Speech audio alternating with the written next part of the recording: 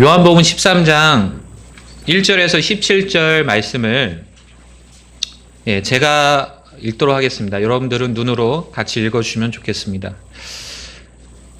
이제 유월절 전에 예수님께서 자기 때가 이르러 자기가 이 세상을 떠나 아버지께로 가야 할 줄 아시고 세상에 있던 자기 사람들을 사랑하시되 끝까지 사랑하시니라.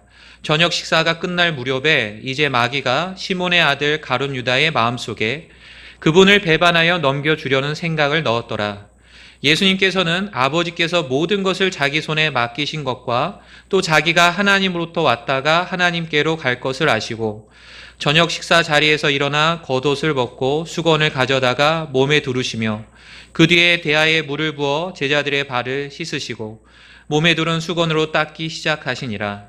그때 그분께서 시몬 베드로에게 다가가시니 베드로가 그분께 말하되 주여 주께서 내 발을 씻으시나이까 하매 예수님께서 그에게 대답하여 이르시되 내가 하는 것을 내가 지금은 알지 못하나 이후에는 알리라 하시니 베드로가 그분께 이르되 절대로 주께서 내 발을 씻지 못하시리이다 하매 예수님께서 그에게 응답하시되 내가 너를 씻어주지 아니하면 나와 함께 할 몫이 내게 없느니라 하시니라. 시몬 베드로가 그분께 이르되 주여 내 발뿐 아니라 손과 머리도 씻어 주옵소서 하매 예수님께서 그에게 이르시되 이미 씻긴 자는 모든 곳이 깨끗함으로 발밖에 씻을 필요가 없으니라. 너희가 깨끗하나 다는 아니니라 하시니 이는 그분께서 자기를 배반하여 넘길 자가 누구인지 아셨기 때문이라. 그러므로 그분께서 너희는 다 깨끗하지는 아니하니라 하시니라.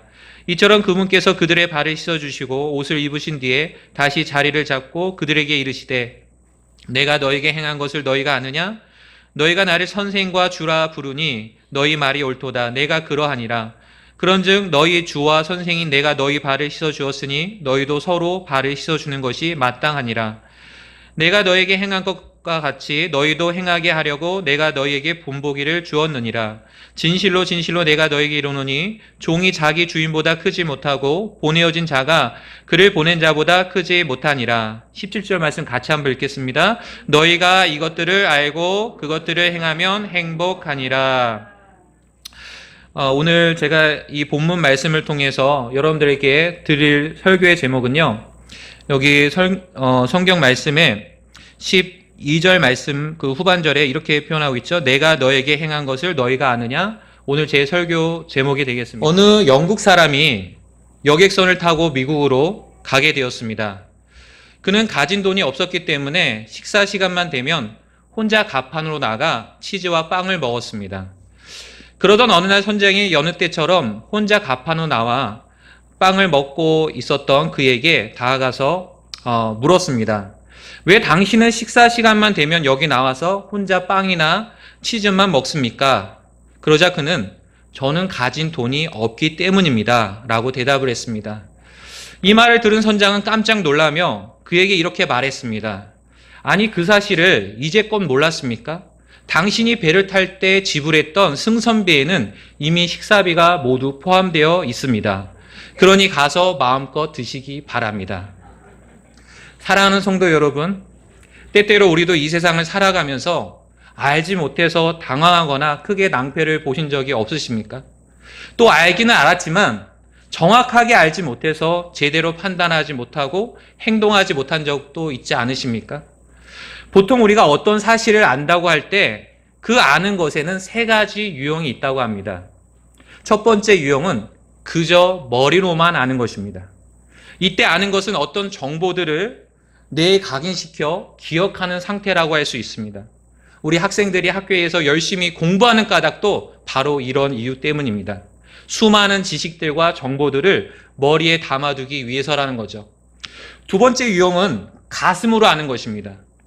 머리에 저장된 정보들을 이해하고 자신의 것으로 받아들이는 상태라고 할 수 있습니다. 우리는 이 아는 것을 단지 머리에서만 머물지 않고 가슴으로도 받아들여야 됩니다. 예컨대 우리가 수많은 설교들을 들었어도 단순히 지식적으로만 알려고 한다면 그 말씀들은 우리의 삶에 아무런 소용이 없습니다.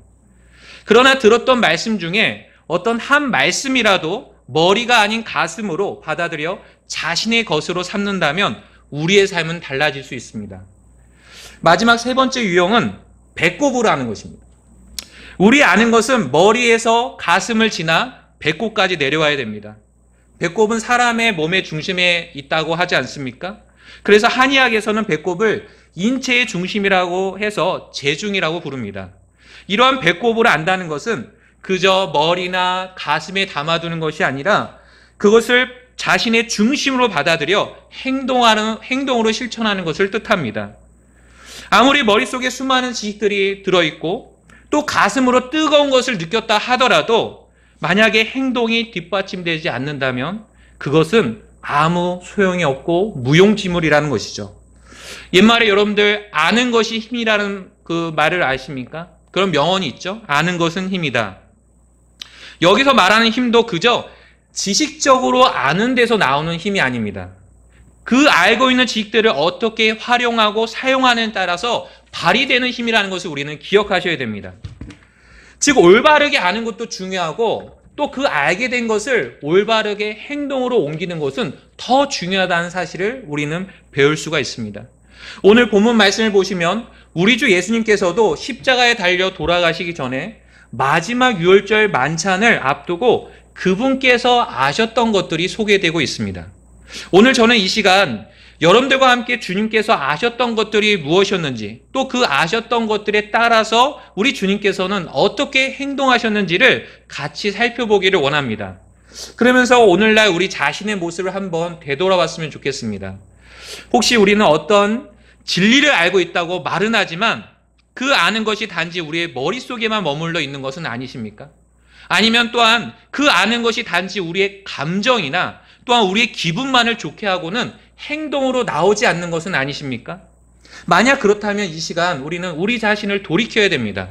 왜냐하면 우리 주님께서는 우리가 알고 행하기를 원하시기 때문입니다. 자, 그럼 우리 주님께서 아셨던 것들이 무엇이었는지 하나씩 살펴보도록 하겠습니다. 첫 번째로 주님께서는 자신의 때를 아셨습니다. 다 같이 1절, 오늘 본문 말씀 1절 말씀을 읽도록 하겠습니다. 시작. 이제 유월절 전에 예수님께서 자기 때가 이르러 자기가 이 세상을 떠나 아버지께로 가야 할 줄 아시고 세상에 있던 자기 사람들을 사랑하시되 끝까지 사랑하시니라. 마지막 유월절 만찬을 제자들과 함께 보내시면서 예수님께서는 자기 때가 이르렀다는 사실을 아셨습니다. 그렇다면 그전에는 주님께서 자신의 때를 모르셨다는 얘기입니까? 그건 아니죠. 주님께서는 모든 것을 아시는 분이십니다. 그렇기 때문에 자신의 때를 이미 알고 계셨다는 것이죠. 바로 우리를 위한 구속 사역을 완성하시고 다시 아버지께로 돌아가실 때를 우리 주님께서는 이미 알고 계셨습니다. 그리고 줄곧 자신의 때를 위해 주님은 살아오셨습니다. 항상 이 때를 염두에 두시면서 살아오셨다는 것이죠. 일례로 처음 기적을 일으켰던 그 가나 혼인잔치집을 기억하십니까?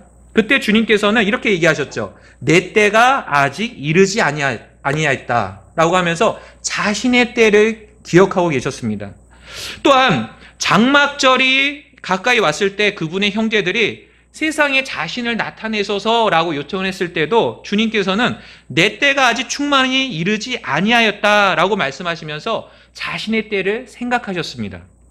이처럼 주님께서는 계속해서 자신의 때를 향해서 나가셨습니다. 그리고 그때가 이르게 되면 세상을 떠나 아버지께로 돌아갈 것을 주님께서는 아셨던 것이죠. 그렇다면 왜 주님께서는 이 세상에 오셔서 자신의 때를 가지셨던 것입니까?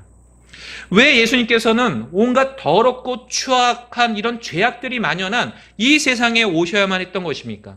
다 같이 디모데전서 1장을 보시겠습니다. 디모데전서 1장 15절 말씀을 찾아서 같이 한번 한 목소리로 읽도록 하겠습니다. 다 찾으신 줄로 알고 읽도록 하겠습니다. 이것은 신실한 말이요 온전히 받아들이기에 합당한 말이니 고 그리스도 예수님께서 죄인들을 구원하시려고 세상에 오셨다는 말이로다. 죄인들 중에 내가 우두머리니라. 왜 예수님께서 세상에 오셨다고 성경은 말씀하십니까? 맞습니다. 죄인들을 구원하시기 위해 세상에 오셨다라고 말씀하십니다. 바로 저와 여러분과 같이 영원한 죄의 형벌에 떨어질 수밖에 없는 죄인들을 구원하시기 위해 예수님께서 세상에 오신 것입니다. 만약 우리 스스로 죄의 문제를 해결할 수 있었다면 예수님께서 세상에 오실 필요가 있었겠습니까? 또 만약에 우리가 우리 자신의 선한 행위와 수고로 의롭게 될 수 있었다면 예수님께서 굳이 세상에 오실 필요가 있었겠습니까? 없었다는 것이죠.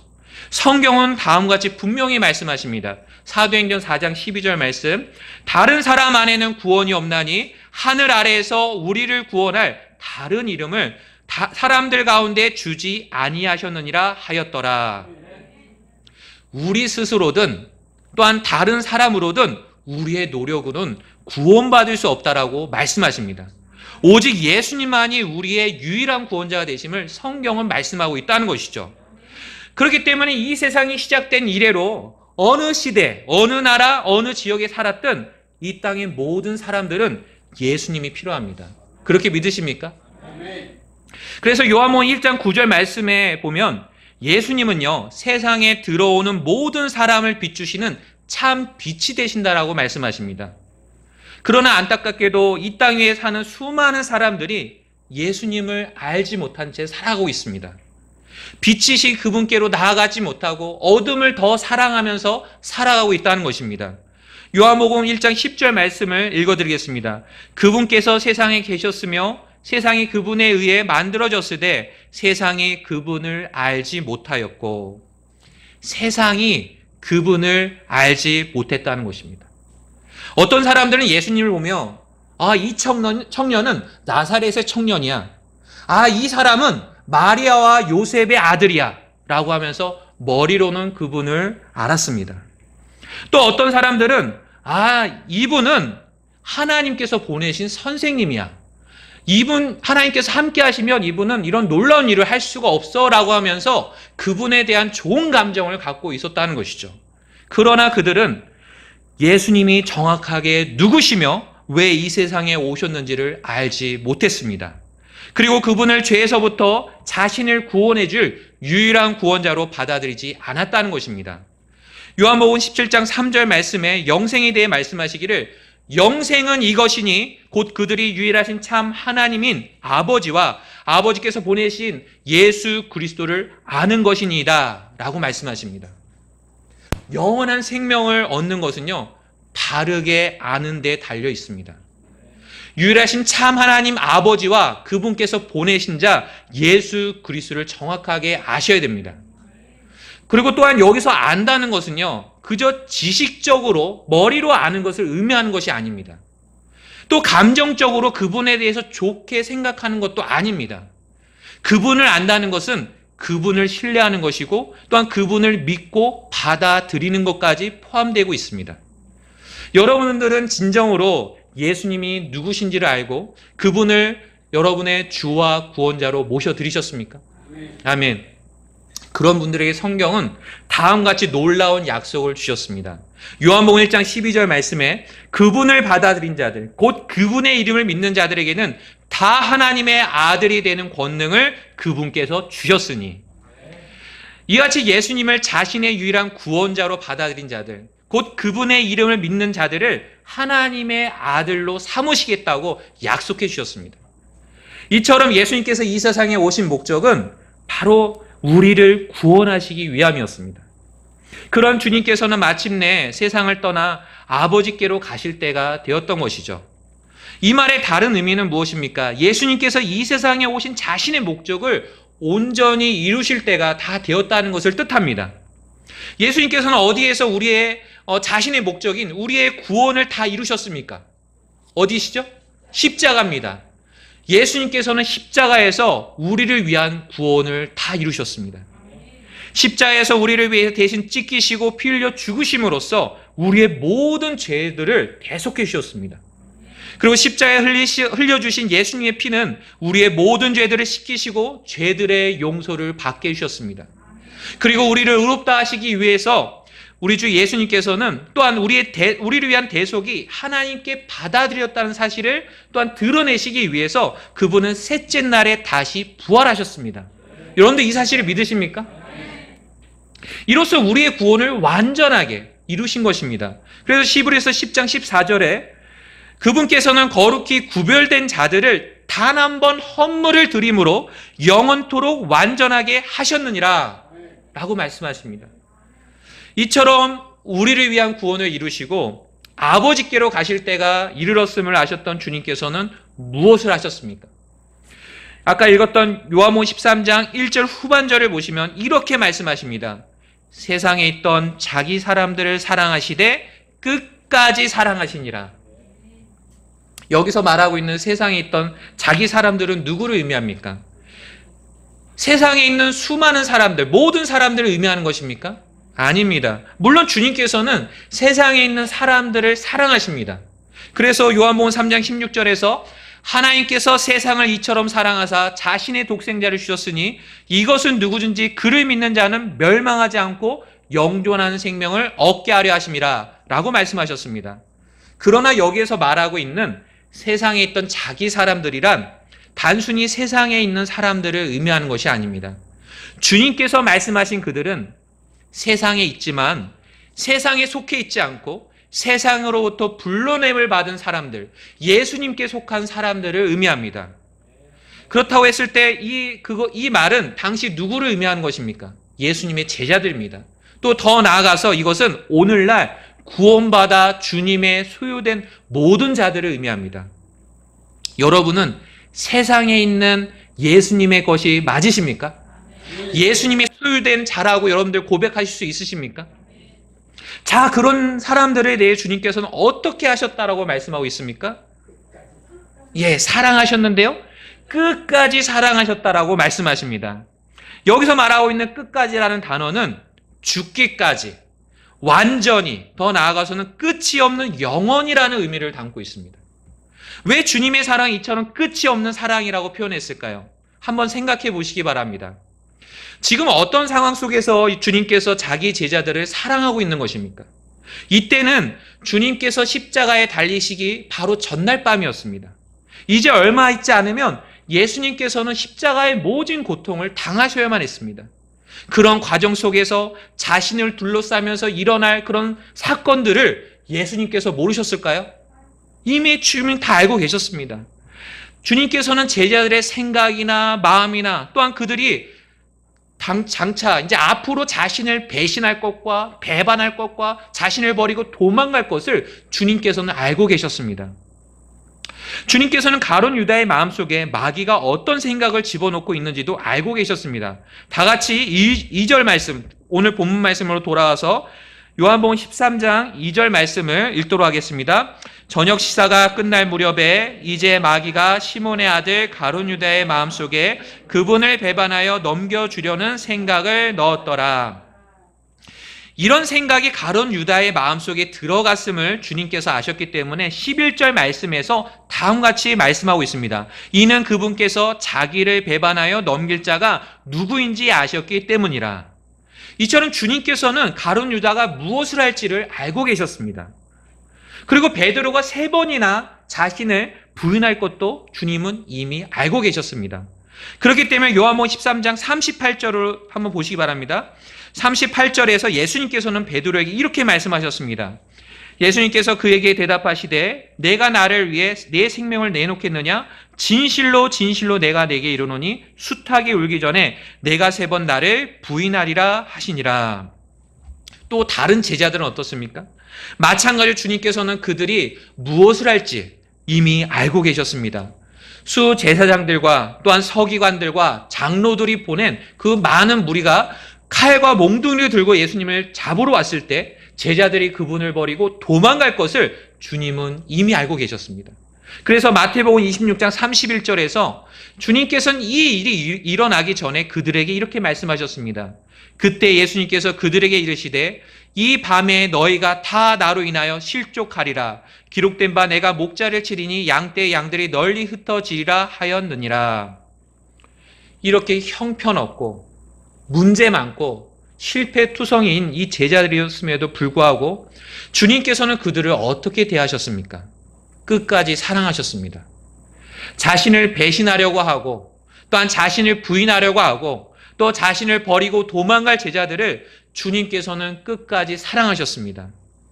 과연 우리였다면 그렇게 나에게 깊은 상처와 또한 아픔과 고통을 주는 사람을 어떻게 사랑으로 대할 수 있겠습니까? 결코 쉽지 않을 것입니다. 그러나 그래서 만약에 우리가 그런 상처와 아픔을 당했을 때 우리는 어떤 식으로 반응합니까? 말도 걸지 않고 무관심하게 대하고 무시하고 이런 태도를 보이지 않겠습니까? 그러나 우리 주님의 사랑은 놀랍다는 것입니다. 주님의 사랑은 우리의 약함이 발견되고 부족함이 드러날 때라도 여전히 우리를 붙드시는 사랑입니다. 또 우리가 실패했다고 해서 우리를 포기하거나 내버리지 않으시고 끝까지 일으키시고 회복시키시는 사랑입니다.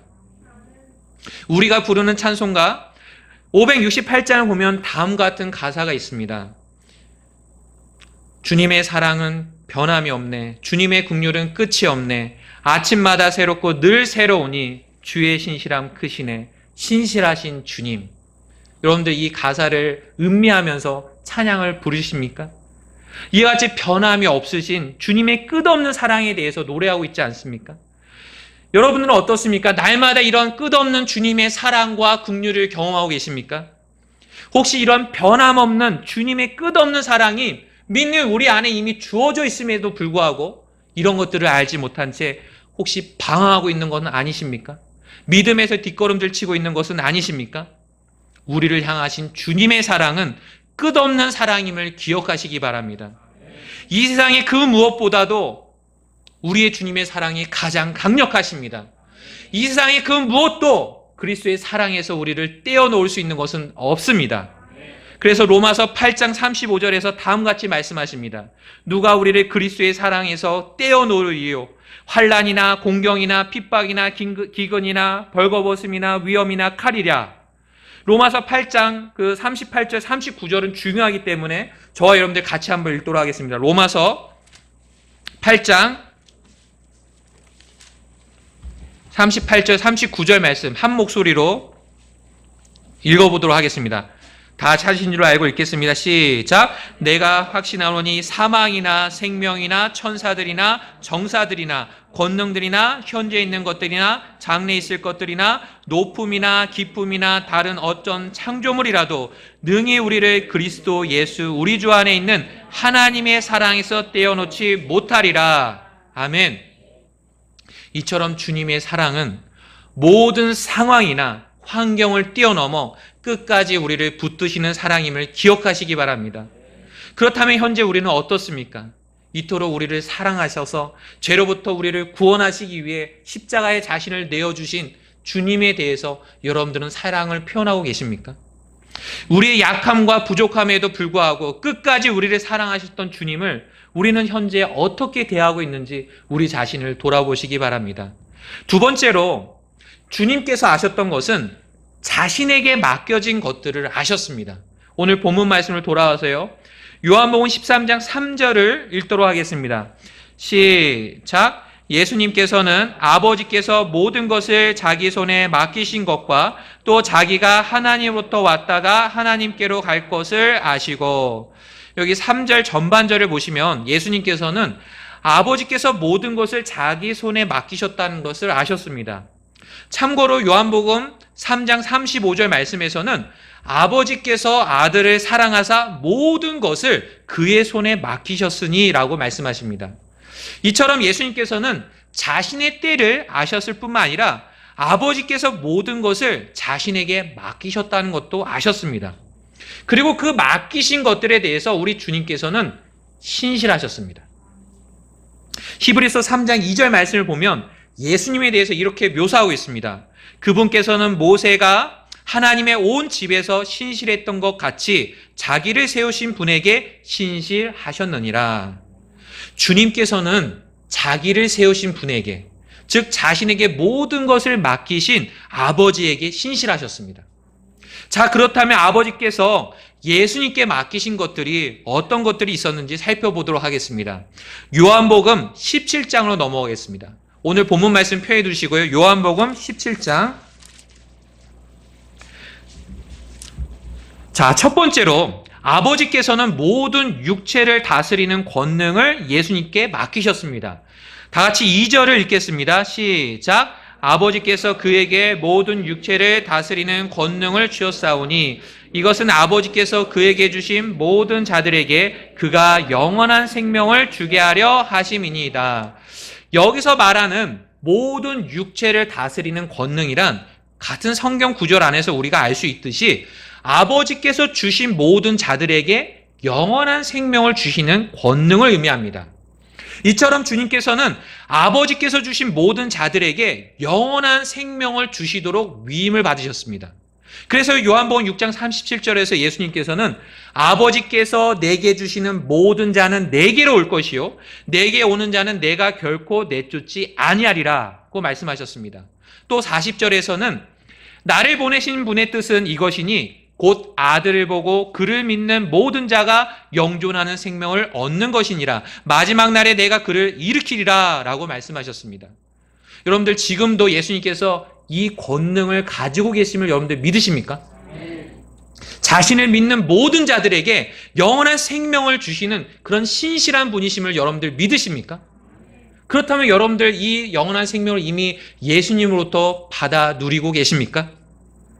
만약에 아직 받지 못한 분이 계시다면 이 시간 믿음으로 예수님께 나오시기 바랍니다. 신실하신 주님께서는 그것을 여러분들에게 주실 것입니다. 두 번째로 아버지께서는 구속사역을 예수님께 맡기셨습니다. 다 같이 4절 말씀을 읽겠습니다. 시작. 내가 아버지를 땅에서 영화롭게 하였사오니 곧 내가 아버지께서 내게 하라고 주신 일을 끝마쳤나이다. 예수님께서 이 땅에서 하신 그 모든 일들은 아버지께서 하라고 하신 일들이었습니다. 그래서 그 일들을 행하심으로써 예수님께서는 아버지께 영광을 돌리셨습니다. 보통 이런 일들은 요한복음 5장 36절 말씀처럼 일들이라고 해서 복수로 성경에서 표현되곤 하는데, 그런데 오늘 이 구절에서는요, 아버지께서 내게 하라고 주신 일이라고 해서 단수로 표현하고 있습니다. 그리고 또 영어 단어로 보게 되면 더 워크라고 해서 어떤 특정한 일을 지칭하고 있음을 알 수가 있습니다. 자, 이것은 무엇이냐? 바로 그 일이 예수님의 공생애 중에 가장 특별했던 일, 바로 십자가에서 우리를 위한 구속을 이루신 일을 의미한다는 것이죠. 이 구절의 특이한 점은 아직 십자가를 지시기 전이었음에도 불구하고 모든 것을 아시는 주님께서는 이미 완료된 사실로서 그것을 언급하고 있다는 것입니다. 예수님께서 이후 실제로 아버지께서 하라고 주신 그 일을 끝마치셨습니까? 그 이후에 십자가에서 여러분들 예수님이 아버지께서 주신 이 구속 사역을 끝마치셨습니까? 그렇게 믿으시죠? 네, 제가 원하는 답변은 그거였습니다. 예수님께서는 아버지께서 하라고 주신 그 일을 끝마치셨습니다. 바로 십자가에서 말이죠. 십자가에서 흘리신 피로써 우리의 모든 죄에 대한 값을 치르시고 나서 요한복음 19장 30절에서 외치셨던 한마디가 무엇이었습니까? 다 이루었다. 다 끝내셨다고 말씀하셨다는 것이죠. 이처럼 예수님께서는 아버지께서 맡겨주신 바로 그 구속사역을 신실하게 끝마치셨습니다. 그래서 아버지께 영광을 돌리셨다는 것이죠. 세 번째로 아버지께서는 자신의 사람들을 예수님께 맡기셨습니다. 17장 6절을 읽도록 하겠습니다. 시작. 아버지께서 세상에서 내게 주신 사람들에게 내가 아버지의 이름을 나타내었나이다. 그들은 본래 아버지의 것이었는데 아버지께서 그들을 내게 주셨으며 그들은 아버지의 말씀을 지켰나이다. 예수님을 믿고 예수님을 따르던 사람들은 사실 아버지께 속한 사람들이었고 아버지의 말씀을 지키는 사람들이었습니다. 그런데 아버지께서는 그들을 예수님께 맡기셨습니다. 그래서 그들은 현재 예수님의 제자가 되었고 예수님께 속한 사람들이 된 것입니다. 그리고 또한 그들로 인해서 또한 예수님을 믿게 된 사람들이 생겨나지 않았겠습니까? 오늘날 저와 여러분들도 마찬가지라는 것이에요. 이들 모두는 아버지께서 예수님께 주신 사람들이라는 것입니다. 그런 사람들에 대해서 예수님께서는 어떻게 하셨습니까? 신실하게 지키셨습니다. 22절 말씀에서 주님께서는 내가 그들과 함께 세상에 있을 때에 아버지의 이름으로 그들을 지켰나이다. 아버지께서 내게 주신 자들을 내가 지켰고 멸망의 아들 외에는 그들 중에 하나도 잃어버리지 아니하였으니 이것은 성경 기록을 성취하려 함이니이다 라고 말씀하셨습니다. 오늘날도 마찬가지로 신실하신 주님께서는 자신의 성도들을 지키십니다. 이 사실을 믿으십니까? 그래서 데살로니가후서 3장 3절에 이렇게 말씀하십니다. 그러나 주께서는 신실하사 너희를 굳게 세우시며 악으로부터 너희를 지키시리라. 또 주님께서는 자신의 교회를 두고 말씀하실 때 마태복음 16장 18절에서 지옥의 문들이 그것을 이기지 못하리라고 말씀하셨습니다. 이처럼 주님께서는 아버지께서 맡기신 사람들을 신실하게 지키셨고 현재도 우리를 지키시고 계십니다. 신실하신 주님을 찬양합니다.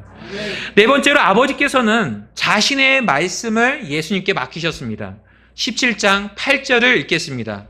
시작. 나는 아버지께서 내게 주신 말씀들을 그들에게 주었사오며 그들은 그것들을 받고 내가 아버지로부터 나온 줄을 확실히 아오며 또 아버지께서 나를 보내신 줄도 믿었나이다.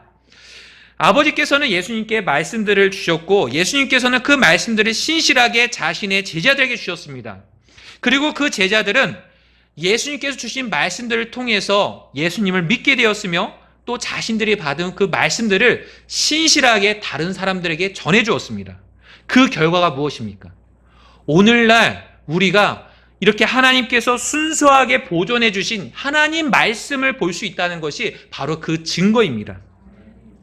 우리는 하나님 말씀을 통해 예수님이 누구시며 우리를 위해 어떤 일을 하셨는지를 정확하게 알 수가 있습니다. 그리고 그 말씀을 믿어 또한 하나님의 은혜로 구원을 받았습니다. 이처럼 사람이 구원받는 것은 하나님의 말씀을 통해서 이루어집니다. 베드로전서 1장 23절에서 그래서 사람이 다시 태어나는 것은 하나님의 말씀으로 된다라고 기록해 놓고 있습니다. 제가 읽겠습니다. 너희가 다시 태어난 것은 썩을 씨에서 난 것이 아니요 썩지 아니할 씨에서 난 것이니 살아있고 영원히 거하는 하나님의 말씀으로 된 것이니라. 더 구체적으로 이 하나님의 말씀은 어떤 말씀이냐? 베드로전서 1장 25절에서 설명해 주듯이 복음으로 선포된 말씀입니다. 즉 우리 주 예수 그리스도의 죽으심과 묻히심과 부활하심에 대한 말씀이라는 것이죠. 여러분들 모두는 이 하나님의 말씀, 즉 복음을 듣고 믿음으로써 구원을 받으셨습니까? 예수님께서는 이처럼 아버지께서 자신에게 주신 그 맡겨주신 모든 것들을 아셨고요. 또 그 모든 것들에 신실하셨습니다. 만약 주님께서 자신에게 맡겨주신 것들에 신실하지 않으셨다면 어떻게 우리가 영원한 생명을 얻을 수 있었겠습니까? 또 어떻게 우리가 죄의 문제를 해결받을 수 있었겠습니까? 또 지금처럼 주님을 섬길 수 있는 이 위치에 우리가 있을 수 있었겠습니까? 모든 것이 불가능했을 것입니다. 그러나 주님께서는 자신에게 맡겨진 일들에 대해서 주님은 신실하셨고 십자가를 통해서 모두를 이루셨습니다. 현재 주님께서 우리에게 맡겨진 것들이 무엇입니까? 그리고 그 일들에 대해서 우리는 얼마나 신실한지 우리 자신을 돌아보시기 바랍니다.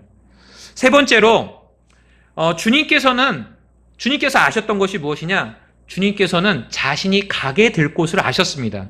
다시 한번 오늘 본문 말씀 요한복음 13장으로 돌아오겠습니다. 요한복음 13장 3절 말씀을 제가 읽겠습니다. 예수님께서는 아버지께서 모든 것을 자기 손에 맡기신 것과 또 자기가 하나님으로부터 왔다가 하나님께로 갈 것을 아시고. 여러분들 존 버년이 쓴 철로 역정이라는 책을 보셨습니까? 이 철로 역정을 보시게 되면요, 유난히 자주 반복되어 나오는 그런 질문 하나가 있습니다. 크리스찬이 여행을 하면서 만나는 사람마다 그에게 이런 질문을 던지곤 했는데 어떤 질문이냐? 어디로부터 나와 어디로 가고 있느냐라고 물었다는 것입니다. 그럴 때마다 크리스찬은 이렇게 대답을 했죠. 저는 멸망의 도시로부터 나와 천성을 향해 가고 있습니다. 현재 여러분들은 어디로부터 나와 어디로 가고 계십니까? 여러분들 그것을 지금 제가 질문한 답변을 하실 수 있으십니까? 여러분들은 자신이 어디로 가게 될지, 여러분들의 삶의 종착지에 대해서 알고 계십니까? 이 질문에 대한 답변을 우리는 항상 준비하고 계셔야 됩니다. 우리 주님께서는 자신이 누구로부터 와서 또 누구에게로 돌아갈지를 알고 계셨습니다. 바로 하나님이셨죠. 예수님께서는 자신이 하나님으로부터 왔다가 하나님께로 가게 될 것을 아셨습니다. 사실 예수님께서 영광스러운 하늘 왕자를 떠나 이 낮고 낮은 땅 위에 내려오실 이유가 전혀 없으셨습니다. 예수님께서는 삼위 하나님의 그 한 위격으로서 영원 무고토록 한 하나님 안에서 사랑과 기쁨의 교제를 누리시면 되셨습니다. 그러나 예수님께서는 죄로 말미암아 영원히 죽을 수밖에 없는 저희들을 사랑하셨습니다. 저희들을 불쌍히 여겨 주셨습니다. 그리고는 죄인들을 구원하시고자 하시는 아버지의 뜻과 계획에 기꺼이 순종하시면서 자신을 내어주셨습니다. 누가 우리를 위해서 갈까라고 할 때 주님께서는 내가 여기 있나이다, 나를 보내소서라고 하면서 아버지의 뜻에 따라서 지금으로부터 약 2000년 전에 이 땅 위에 사람의 몸을 입고 태어나셨습니다. 영원하신 하나님께서 스스로 자기 자신을 낮추시어 사람들이 사는 이 제한된 시공간 안으로 들어오셨다는 것이죠. 그리고 33년간의 인생을 사시면서 주님께서는 아버지의 뜻에 철저히 순종하시면서 거룩한 삶을 사셨습니다. 그렇다면 예수님께서는 어디까지 아버지의 뜻에 순종하셨을까요? 우리 빌립보서 2장을 보실까요? 빌립보서 2장 5절 8절 말씀을 저와 여러분이 한 절씩 교독하며 읽도록 하겠습니다. 제가 먼저 5절을 읽도록 하겠습니다. 너희 안에 이 생각을 품을지니 그것은 그리스도 예수님 안에도 있던 생각이라.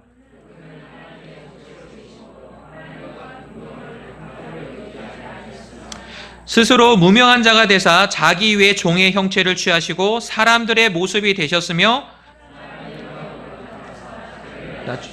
죽기까지 순종하셨으니 곧 십자가의 죽음이라. 어디까지 주님께서 순종하셨다고 말씀하십니까? 십자가에서 죽기까지 순종하셨습니다. 예수님께서는 이 땅에 사시는 동안 늘 아버지의 뜻에 맞춰 사셨습니다. 그리고 십자가의 죽음에 이르기까지 늘 아버지의 뜻에 순종하셨습니다. 그리고 십자가를 통해 아버지의 뜻이 온전히 성취되면 아버지께로 돌아갈 것을 주님께서는 알고 계셨습니다. 현재 여러분들은 장차 여러분들이 가게 될 곳을 알고 계십니까? 이 땅에서의 주님께서 맡겨주신 모든 일들을 끝마치고 삶을 마감하는 날 하늘 아버지 집으로 가게 될 것을 여러분들 확신하십니까? 그렇다면 우리의 남은 삶을 어떻게 보내야 될지 한번 생각해 보시기 바랍니다. 주님께서 보여주셨던 것처럼 주님의 뜻을 존중하면서 주님의 말씀에 순종하면서 살아야 되지 않겠습니까? 이처럼 자신의 때를 아시고 또 자신에게 맡겨진 모든 것들을 아시고 그리고 자신이 가게 될 곳을 아셨던 주님께서는 세상에 있던 자기 사람들을 위해서 무엇을 하셨습니까? 그들을 끝까지 사랑하셨습니다. 그리고 그것을 제자들에게 보여주시고 가르쳐 주셨는데 무엇을 통해서 가르쳐 주셨냐? 바로 그 다음에 이어지는 제자들의 발을 씻겨주는 그 사건을 통해서 가르쳐 주셨습니다.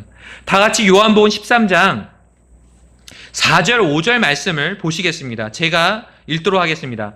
저녁 식사 자리에서 일어나 겉옷을 벗고 수건을 가져다가 몸에 두르시며 그 뒤에 대야에 물을 부어 제자들의 발을 씻으시고 몸에 두른 수건으로 닦기 시작하시니라. 예수님께서는 이처럼 저녁 식사 자리에서 갑자기 일어나시더니 겉옷을 벗고 수건을 가져다가 몸을 두르시고는 제자들의 발을 씻기 시작하셨습니다. 이스라엘은 지역 특성상 주변에 모래가 너무나 많이 있습니다. 그래서 샌들을 신고 조금만 걸어도 발이 온통 먼지투성이가 되고 맙니다. 그래서 그들은 식사를 하기 전에 반드시 이 발을 씻고 들어가게 되어 있습니다. 당시 이스라엘 풍습에 따르면 식사 자리에 초대를 받았을 경우 자신이 직접 발을 씻는 것이 아니라 집안에 있던 종이 대신 발을 씻겨주게 되어 있습니다. 그 당시 남의 발을 씻어준다는 것은 아주 천한 일 중에 하나였습니다. 예수님 당시에 다양한 계급의 종들이 있었는데 예를 들어 집을 지키는 종이 있었고요. 또 아니면 시중을 드는 종도 있었고 심부름하는 종도 있었습니다.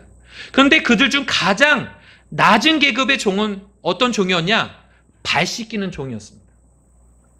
그리고 발 씻기는 종에게는 특별한 표식이 하나 있었습니다.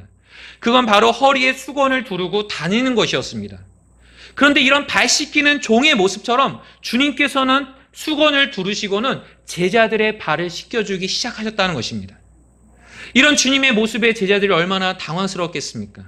오히려 제자들인 자신들이 주님의 발을 씻겨드려야 되는데 주님께서 그 제자들을 위해서 발을 씻겨주고 있었다는 것입니다. 아무도 선뜻 거절하지 못하고 있던 그때 주님의 행동에 제지를 하고 나섰던 사람이 있었죠. 바로 베드로였습니다. 다 같이 6절에서 8절 말씀을 제가 한 절 읽고 여러분들 읽으시기 바랍니다. 그때 그분께서 시몬 베드로에게 다가가시니 베드로가 그분께 말하되 주여 주께서 내 발을 씻으시나이까 하매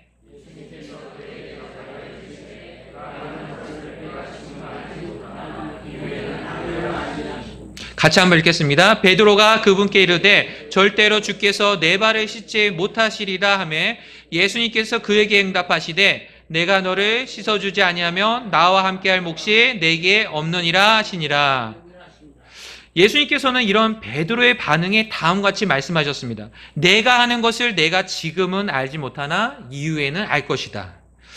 예수님 말씀처럼 베드로는 당시 예수님께서 어떤 의미로 이 일을 하시는지 알지 못했습니다. 그러나 예수님의 십자가에서의 죽으심과 부활하심 이후에 그는 분명히 알 수 있었습니다. 바로 이 일은 예수님의 십자가의 그 은혜를 상징한다는 것을 알았다는 것이죠. 발 씻기는 종처럼 주님께서는 물을 가져다가 제자들의 더러운 발을 씻겨주셨는데 이는 빌립보서 아까 읽었던 말씀 2장 7절 8절 말씀처럼 주님께서는 스스로 무명한 자가 되사 자기 위에 종의 형체를 취하시고 사람들의 모습이 되셨으며 사람의 모양으로 나타나사 자기를 낮추시고 십자가에서 죽으신 것을 보여주었다는 것이죠. 물이 더러운 발을 씻어주듯이 십자가에서 흘리신 예수님의 피가 우리의 모든 죄들을 다 씻어주셨습니다. 그리고 또한 약하고 부족해서 넘어진 성도들이 예수님의 피로서 언제든지 깨끗해질 수 있음을 이것을 통해서 보여주셨다는 것이죠. 또 한 가지 이 일을 통해 주님께서는 제자들에게 겸손을 가르쳐 주셨습니다. 누가복음 22장을 보게 되면 거기 22장 24절을 보시면 이 유월절 만찬 자리에서 일어났던 또 다른 사건 하나가 기록되어 있습니다. 그건 바로 제자들 사이에서 벌어졌던 다툼이었습니다. 그들은 그 자리에서 자기들 중에 누가 예수님께서 가장 큰 자로 여기실까 하는 문제로 서로 다투었습니다. 지금 예수님께서는 이 유월절 만찬, 마지막 만찬을 앞두고 자신이 십자가에서 찢기실 것과 또한 피 흘려 죽으실 것을 말씀하고 있는데 지금 제자들은 누가 더 높은 자인가 이것을 가지고 다투고 있었다는 것이죠. 이런 모습을 주님께서 보셨을 때 얼마나 답답하고 한심한 모습이었겠습니까?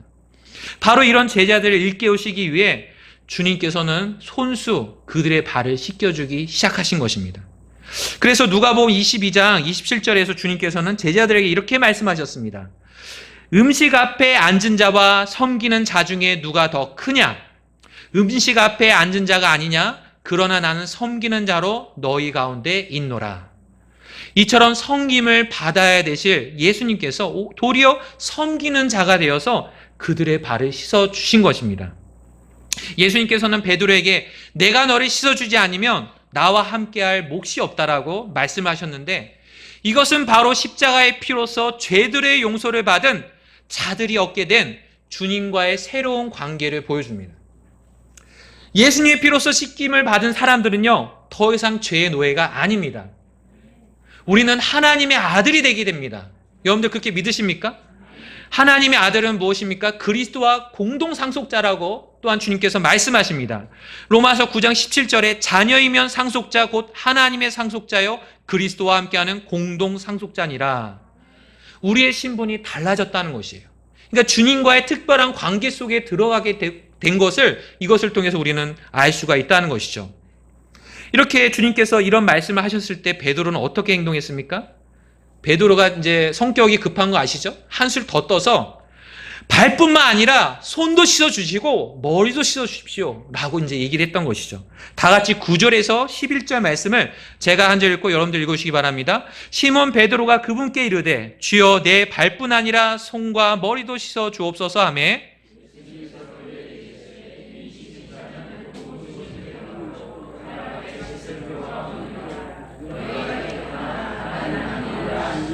같이 읽겠습니다. 이는 그분께서 자기를 배반하여 넘길 자가 누구인지 아셨기 때문이라. 그러므로 그분께서 너희가 다 깨끗하지는 아니하니라 하시니라.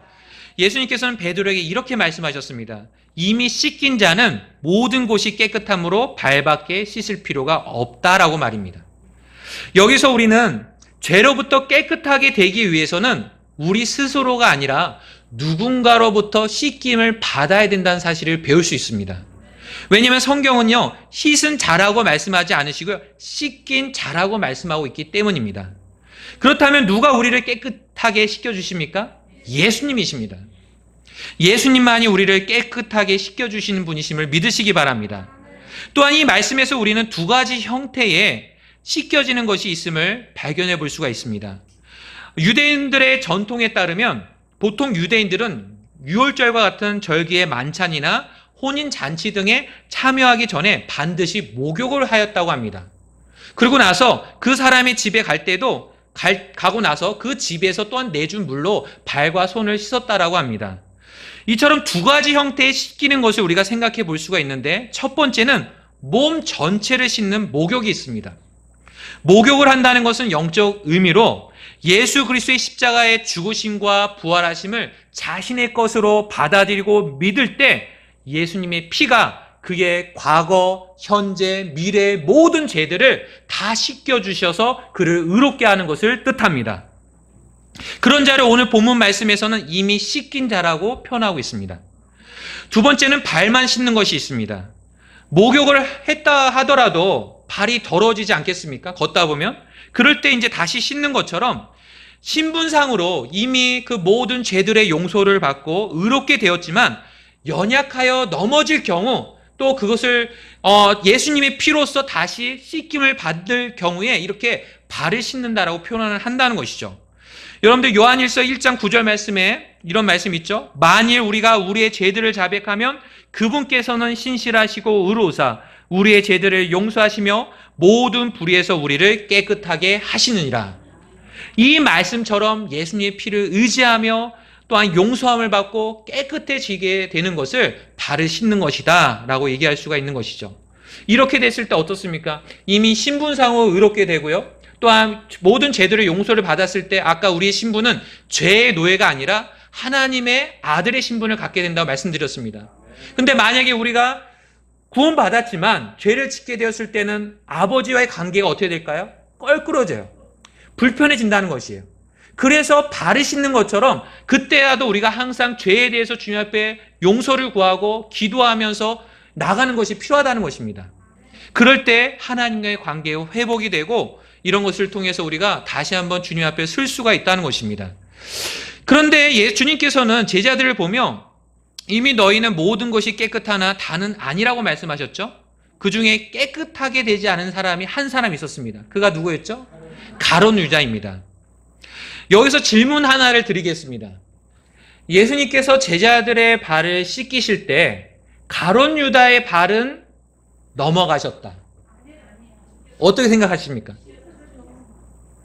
여러분들 가룟 유다의 발도 예수님이 씻기셨다라고 믿으십니까? 네. 우리가 그것을 어떻게 알 수가 있냐면요, 성경의 문맥을 살펴보면요, 가룟 유다도 예수님께서 발을 씻겨주셨는데 그 이유가 이때까지도 가룟 유다가 제자들 틈에 있었습니다. 가룟 유다가 제자들을 떠나서 이제 그 집에서 나간 시점은요, 이 사건 이후의 시점입니다. 그러니까 그 얘기는 무엇이냐? 가룟 유다는 아직까지 제자들 틈에서 또 예수님 말씀하시고 있는 그런 자리에 그가 여전히 있었다는 것이에요. 이를 통해서 우리는 주님의 사랑이 얼마나 끝없는 사랑인지를 다시 한번 깨달을 수가 있습니다. 예수님께서는 가룟 유다가 자신을 배반하여 넘길 자일 것을 이미 알고 계셨습니다. 그럼에도 주님께서는 그의 발을 씻기셨다는 것입니다. 만약 저와 여러분이 예수님의 입장이라고 한다면 그처럼 나를 미워하고 또 나를 배반하고 배신할 그런 사람들에 대해서 그렇게 사랑으로 대할 수 있겠습니까? 어렵다는 것이죠. 자, 그러나 주님께서는 이렇게 제자들의 발을 씻기시면서 가룟 유다의 발도 씻기셨다는 것입니다. 어떤 신학자는 이렇게 얘기합니다. 아마도 예수님께서 가장 먼저 발을 씻긴 사람은 가룟 유다였을 거다. 이렇게 얘기하고 있다는 것이죠. 그만큼 주님께서는 비록 가룟 유다가 배반하고 자신을 넘길 것을 아셨지만 그를 끝까지 사랑하셨다는 것입니다. 그 뒤에도 주님께서는 가룟 유다가 있는 자리에서 이렇게 말씀하셨죠. 너희 중에 한 사람이 나를 배반하여 넘겨주리라. 이런 말씀을 하시면서 그가 돌이킬 기회를 주셨지만 안타깝게도 가룟 유다는 끝내 자신의 길에서 돌이키지 않았습니다. 제자들의 발을 다 씻기신 주님께서는 제자들에게 내가 너에게 행한 것을 너희가 아느냐라고 물으십니다. 다 같이 12절에서 16절을 교독하며 읽겠습니다. 제가 먼저 읽겠습니다. 이처럼 그분께서 그들의 발을 씻어주시고 옷을 입으신 뒤에 다시 자리를 잡고 그들에게 이르시되 내가 너에게 행한 것을 너희가 아느냐.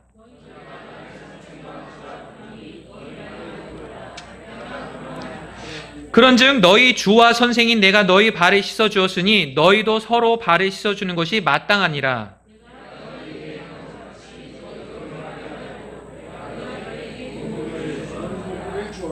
진실로 진실로 내가 너에게 이르노니 종이 자기 주인보다 크지 못하고 보내어진 자가 그를 보낸 자보다 크지 못하니라. 여기까지 읽겠습니다. 주님께서는 제자들에게 내가 너에게 행한 것을 너희가 아느냐라고 물어보셨습니다. 이때 주님께서 물으신 너희가 아느냐라고 하는 이런 질문은요, 그저 머리로 알고 있느냐를 물으신 게 아닙니다. 또 그저 감정적으로 좋게 생각하고 동의하고 있느냐를 묻고 계신 것이 아닙니다. 주님께서 물으신 이 질문의 의도는요, 내가 너희에게 보여준 대로 그대로 행할 준비가 되었느냐라고 묻고 계신다는 것이죠. 즉 우리의 행동을 요구하시는 것입니다. 그렇기에 주님께서는 제자들에게 너희 주와 선생인 내가 너희 발을 씻어주었듯이 너희도 서로 발을 씻어주는 것이 마땅하다라고 말씀하셨습니다. 그리고 너희가 행할 수 있도록 본보기를 주었다라고 말씀하셨습니다. 자, 주님의 뜻은 매우 분명하고 명확합니다. 마지막 구절인 17절 말씀을 다 같이 읽겠습니다. 시작. 너희가 이것들을 알고 그것들을 행하면 행복하니라. 이처럼 주님께서는 우리가 알고 행하기를 원하십니다. 만약 우리가 주님의 행하신 것들을 안다면, 또 주님께서 보여주신 진리를 안다면 그저 가만히 있는 것이 아니라 그것을 행하기를 원하십니다. 그리고 그 길이 행복의 길이라는 것을 말씀해 주셨습니다. 이와 관련해 잠시 야고보서 1장을 보도록 하겠습니다. 야고보서 1장 22절에서 25절 말씀을 읽으려고 하는데, 자, 제가 한 절 읽고 여러분들 한 절씩 교독하며 읽겠습니다. 오직 너희는 말씀을 행하는 자가 되고 듣기만 하여 너희 자신을 속이는 자가 되지 말라. 예, 읽으시면 됩니다. 누구든지 말씀을 듣고 행하지 아니한 자는 거울로 자기의 본래 얼굴을 들여다보는 사람과 같으니라. 그는 자기를 바라보고 자기 길로 가서 자기가 어떤 사람인지 즉시 잊어버리거니와 그 안에 거하는 자는 듣고 잊어버린 자가 아니요 그 일을 행하는 자니 이 사람은 자기가 행하는 일에서 복을 받으리라. 여기 말씀을 우리가 잘 보시게 되면요, 말씀을 듣기만 하고 행하지 않는 자를 성경은 어떤 자라고 말씀하고 있습니까? 자신을 속이는 자라고 말씀하십니다. 이런 자를 야고보서 1장에서는 거울로 자기 얼굴을 보았으나 즉시로 자신이 어떤 사람인지를 잊어버린 자라고 말씀하고 있습니다. 왜 그는 잊어버린 것일까요? 여기 말씀을 보게 되면요, 그는 거울로 자기를 보긴 봤지만 그냥 자기 길로 간 것입니다. 거울에 대해서 주의 깊게 그것을 살펴보지 않고 계속 꼼꼼하게 자신을 살펴보지 않았다는 것이에요. 자, 우리가 참고로 성경에 기록된 당시의 거울은 오늘날의 거울과 달랐습니다. 오늘날의 거울은 얼마나 선명합니까? 우리의 모든 것을 금방 이제 잘 보여주지 않습니까? 그래서 잠깐만 봐도 우리의 모습이 잘 드러나고 알 수가 있다는 것이에요. 그러나 그때 당시의 거울은요, 구리로 만들어졌기 때문에 희미했다는 것이에요. 그러니까 한번 얼핏 보면은 잘 드러나지가 않는다는 것이에요. 그러니까 이 거울을 볼 때, 자신을 살펴볼 때 그것을 주의 깊게, 더 관심 있게 볼 필요가 있었다는 것이에요. 마찬가지입니다. 이처럼 말씀을 듣고 행하지 않는 자도 마찬가지라는 것이죠. 들었던 당시에는 아, 그렇지, 아, 맞지, 아, 그렇게 살아야지 라고 감격하고 또한 동의를 한다는 것이에요. 그러나 그것을 행하지 않는다면 이와 같이 자기 얼굴을 거울을 통해 봤지만 잊어버린 사람과 같다는 것입니다. 그것은 자신의 삶에 아무런 유익이 없다는 것을 뜻하는 것이죠. 주님께서는 우리가 말씀을 듣고 그저 아는 자가 아니라 행하는 자가 되어서 우리의 삶이 더욱 풍성해지기를 원하십니다. 그래서 주님께서 이 시간 우리에게 물으십니다. 내가 너에게 행한 것을 너희가 아느냐? 라고 말입니다. 주님께서는 우리에게 무엇을 행하셨습니까? 크게 두 가지를 말할 수 있는데, 하나는 우리를 끝까지 사랑하셨습니다. 그리고 또 다른 하나는 우리에게 겸손을 가르쳐 주셨습니다. 주님께서 알려주신 이 사실들을 근거로 두 가지 적용을 짧게 말씀드리면서 오늘 설교를 마치겠습니다. 첫 번째로, 주님을 향한 사랑을 새롭게 하시라고 말씀드리고 싶습니다. 주님께서는 자신의 때를 아셨을 때 제자들을 향한 자신의 사랑을 더욱더 나타내 보이셨습니다.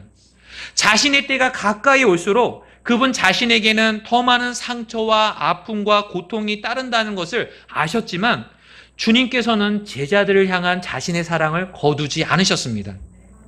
그들의 배신, 또한 배반, 자신을 버리고 달아날 것을 주님께서는 이미 알고 계셨지만 여전히 그들을 사랑하셨습니다. 주님께서는 어떤 사랑을 우리에게 보여주셨습니까? 주님께서는 십자가에서 자신을 내어주시기까지 우리를 사랑하셨습니다. 그리고 우리의 죄를 씻겨 주시기 위해 피를 쏟으셨고 우리를 위한 구속을 다 이루셨습니다. 그리고 지금 이 시간에도 예수님의 피를 힘입어 언제든지 하나님 아버지께로 나아갈 수 있게 만들어 주셨습니다. 이런 사실들을 안다면 우리에게 필요한 것이 무엇일까요? 주님께서 우리를 위해 하신 일들을 존중하며 더욱 주님을 사랑하는 것입니다. 주님께서 우리의 죄들로 인하여 십자가에 달리셨다는 것을 안다면 우리는 죄 짓는 삶을 이제 청산하셔야 됩니다. 죄를 미워하고 적극적으로 싸우셔야 됩니다. 또 주님께서 우리를 의롭게 하시기 위해 죽으시고 부활하셨다는 사실을 안다면 우리는 다시 예전의 삶의 방식으로 돌아가서는 안 됩니다. 생명의 새로운 가운데 걸으며 더욱 거룩한 삶을 살아가야 됩니다. 또한 주님께서 흘리신 피가 지금도 유효하며 언제든지 우리를 깨끗하게 하시는 피라는 것을 안다면 우리는 때때로 넘어지고 또한 실패할다 하더라도 그 피를 힘입어 주님 앞에 다시 한번 나아가셔야 됩니다. 그분께 나아가 용서를 구하실 수가 있다는 것이죠. 이 시간 주님께 사랑을 고백하며 마음을 새롭게 하지 않으시겠습니까? 두 번째로, 저는 우리 지체들 사이에 서로 사랑하고 겸손하시라고 말씀드리고 싶습니다. 주님께서는 자신에게 맡겨지신 일들과 그 일들을 마치시고 아버지께로 가실 것을 아셨을 때 무슨 일을 하셨습니까? 어떤 거창한 일을 하신 게 아닙니다. 또 남들이 알아줄 만한 근사한 일을 하신 게 아닙니다. 주님께서는 그저 제자들의 발을 씻어주셨습니다. 그들의 냄새나고 더러운 발을 친히 씻어주셨다는 것입니다. 주님께서는 이미 그들의 발이 어디를 향할지를 알고 계셨습니다. 십자가를 앞두고 그들의 발이 어디를 향할지를 알고 계셨는데, 예를 들어 가룟 유다의 발이 조금 있으면 자신을 배반하기 위해 밖으로 나갈 것을 아셨습니다. 또 베드로의 발이 얼마 같지 않아 자신을 3번이나 부인하는 자리에 서 있을 것을 아셨습니다. 또 다른 제자들의 발도 자신을 버리고 도망갈 것을 주님께서는 이미 알고 계셨습니다. 그 발들 중에 어떤 발이 더 나은 발이 있었습니까? 다 똑같이 형편없고 주님 앞에 부끄러운 발이었다는 것이죠. 그런데 주님께서는 어떻게 하셨습니까? 그 형편없고 부족한 발을 씻어주셨습니다. 비록 많은 약함과 부족함을 가지고 있는 제자들이었지만 그들을 끝까지 사랑하셨습니다. 그런 사랑이 있었기 때문에 주님께서는 십자가로 나가실 수 있었고 피 흘려 죽으심으로써 그들을 변화시킬 수 있으셨습니다. 그들의 그 배신하려고 하는 발, 배반하려고 하는 발, 그런 주님을 떠나 도망가려고 하는 발이 어떻게 변화되었습니까? 로마서 10장 15절 말씀에 나오는 화평의 복음을 선포하며 좋은 일들의 반가운 소식을 가져오는 자들의 아름다운 발들이 되었습니다.